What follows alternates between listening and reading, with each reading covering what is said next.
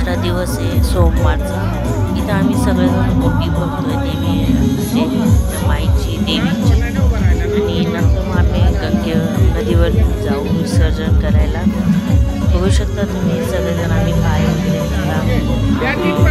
देवीची पूजा केली। त्यानंतर मग यात्रा निघालो आम्ही, आणि त्याच्यापुढं मला आवाज माझा येणार नाही कारण डीजे लावलेला आहे, तर तुम्ही बघा।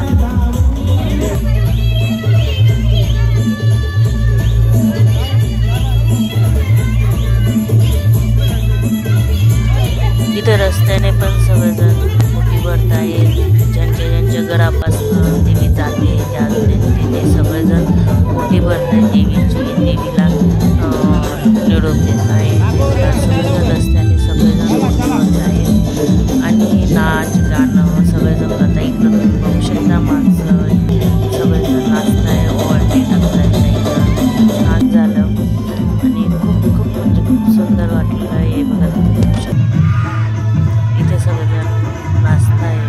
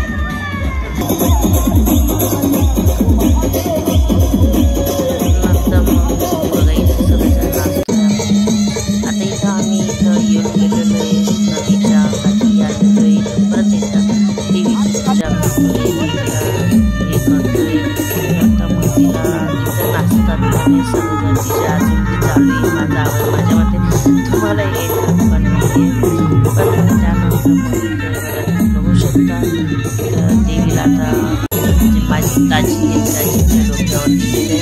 पहिले माझ्या बहिणीने घेतलेलं होतं, ताजीने आता डोक्यावर घेतलेलं आहे आणि ती नदीच्या जाते आणि ती विसर्जनला जाते या पद्धतीने. आणि जी बहीण साक्षी तिच्या डोक्यावर दिला कळश आणि त्यानंतर बघा ती झालेली नदीच्या काठीला नदीच्या काठी जाते. आता नदीमध्ये खाली उतरू तरी पण तुझ्या आरती सगळं होतं आणि विसर्जन होतं.